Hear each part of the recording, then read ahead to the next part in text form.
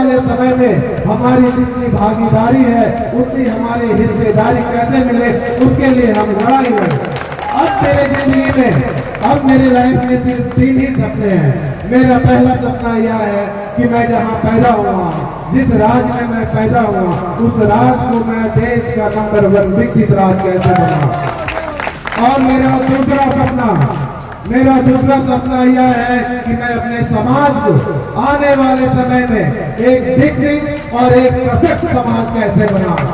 और मेरा तीसरा और आखिरी सपना है कि मैं अपने समाज के लिए, अपने दलित और शोषित लोगों के लिए, अपने पिछड़े लोगों के लिए, अपने गरीबों के लिए, अपने अल्पसंख्यक लोगों के लिए जितनी हमारी हक है उस हक को मैं कैसे दिलवाऊं। जो विचारधारा हमारे जगदेव बाबू की थी, आज मेरी भी विचारधारा वही है कि जितनी बड़ी हमारी भागीदारी है उतनी बड़ी हमें अपनी हिस्सेदारी भी मिलनी चाहिए।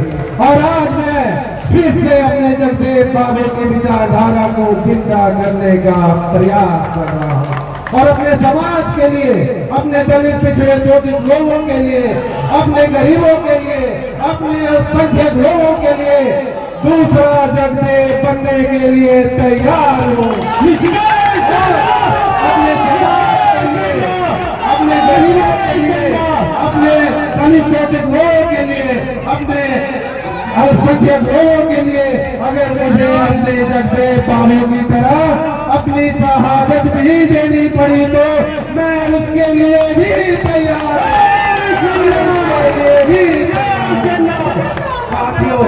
साथियों, मैं अब अंत में यही करना चाहता हूँ कि कोई भी काम इंसान की सोच से बड़ा नहीं होता है और हारा वही है जो कभी लड़ा नहीं है।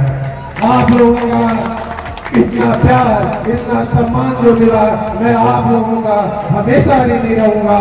और आप लोगों ने आज मुझे इतना साथ दिया, इतना सम्मान दिया, इतना प्यार दिया, ये आपका भाई, आपका बेटा, आपका निशिकांत सिन्हा यह विश्वास दिलाता है कि आप लोगों की तरक्की के लिए, अपने समाज के लिए, अपने दलित शोषित लोगों के लिए, अपने गरीबों के लिए, अपने अल्पसंख्यक के लिए, अपने राज्य बिहार के लिए, अपने देश के लिए अंतिम सांस तक प्रयास करता रहे।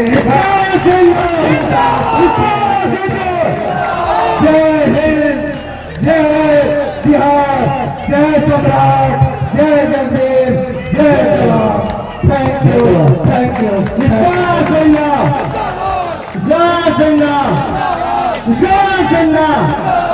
क्या करेगा बिहार का मुख्यमंत्री कैसे है, बिहार का मुख्यमंत्री कैसे है,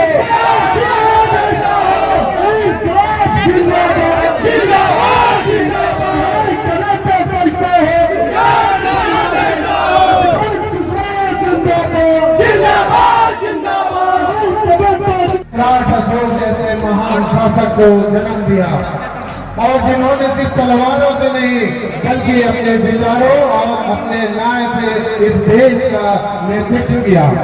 सम्राट अशोक ने युद्ध की बजाय समाज और धर्म के रास्ते को अपनाया और एक सच्चे राजनेता की तरह लोगों के दिलों में एक अमिट छाप छोड़ी।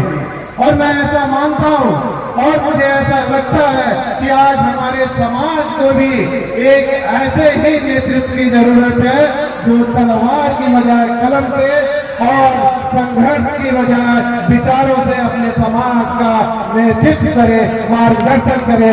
और आपका भाई ऐसे ही मार्गदर्शन के लिए अपने समाज के लिए, आप लोगों के लिए तैयार है। साथियों, आज मैं आप लोगों को बताना चाहता हूँ, आज आप लोगों को सुनाना चाहता हूँ कि मैंने आखिर राजनीति में आने का निर्णय क्यों लिया। वैसे तो मेरे दादाजी और मेरे परिवार राजनीति में रहे हैं। मेरे दादाजी न सिर्फ एक राजनेता थे बल्कि एक स्वतंत्रता सेनानी और एक सामाजिक कार्यकर्ता भी थे। उन्होंने लगभग 25 वर्षों तक एक सफल मुखिया और एक सफल प्रमुख के रूप में लोगों की सेवा की। लोगों की मदद करना और लोगों की सेवा करना मेरे परिवार के खून में है।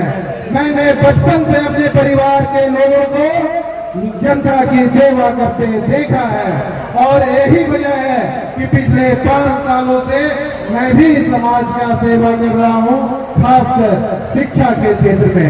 असल में मैं ऐसा मानता हूँ और मुझे ऐसा लगता है कि किसी भी समाज को मजबूत करना हो तो शिक्षा का मजबूत होना बहुत ही जरूरी है। शिक्षा समाज की नींव होती है और जो समाज शिक्षित होता है उसे तरक्की करने से कोई नहीं रोक सकता है। शिक्षा वह ताकत है जो समाज को बदल सकती है और उसे सशक्त बना सकती है। इसलिए पिछले 5 सालों से मैं समाज के लिए शिक्षा के ऊपर काम कर रहा हूँ ताकि आने वाले समय में हमारा समाज एक मजबूत समाज बन सके और एक सशक्त समाज बन सके। पर साथियों, किसी भी समाज के लिए सिर्फ शिक्षा का मजबूत होना ही काफी नहीं है। जैसे शिक्षा समाज को मजबूत बनाती है वैसे ही राजनीति समाज को दिशा देती है। राजनीति वह ताकत है जो आपके अधिकारों की रक्षा करती है, आपके हक को सुनिश्चित करती है। इसलिए आपका भाई राजनीति में आने का फैसला लिया। साथियों, आज मैं आप लोगों के बीच अपने दिल की बात, अपने मन की बात कहना चाहता हूँ। मैं कभी भी राजनीति में नहीं आना चाहता था। मैं करीब 20 वर्षों से अपना बिजनेस कर रहा था और 20 वर्षों की कठिन मेहनत से मैंने बिजनेस के दुनिया में एक अलग पहचान बनाई थी। असल में आप सब मेरे परिवार के एक सदस्य हैं, तो आज मैं आप लोगों को अपने दिल की बात, अपने मन की बात बता सकता हूँ। मेरा भी एक सपना था कि मैं भी इस देश का एक बड़ा बिजनेसमैन बनूं और इस देश के लोग मुझे भी टाटा, बिरला और अंबानी के जैसे याद रखें। पर जैसे जैसे मैं समाज के करीब आता गया, अपने समाज के लोगों से मिलता गया, अपने समाज के लोगों के लिए काम करना शुरू किया, तो मुझे यह एहसास हुआ कि किसी भी समाज को मजबूत करने के लिए जितना बड़ा योगदान शिक्षा का होता है उतना ही बड़ा योगदान राजनीति का भी होता है। तो जहां मेरे जैसे पढ़े लिखे युवा अपने समाज को मजबूत करने के लिए शिक्षा के ऊपर काम कर रहा है, वही मेरे जैसे पढ़े लिखे युवा अपने समाज को मजबूत करने के लिए राजनीति के लिए भी काम क्यों ना करे। साथियों, आज जितने भी लोग यहाँ पे बैठे हुए हैं, मैं आप लोगों से एक सवाल पूछता हूँ, क्या मेरे जैसे पढ़े लिखे युवा को राजनीति में आनी चाहिए या नहीं?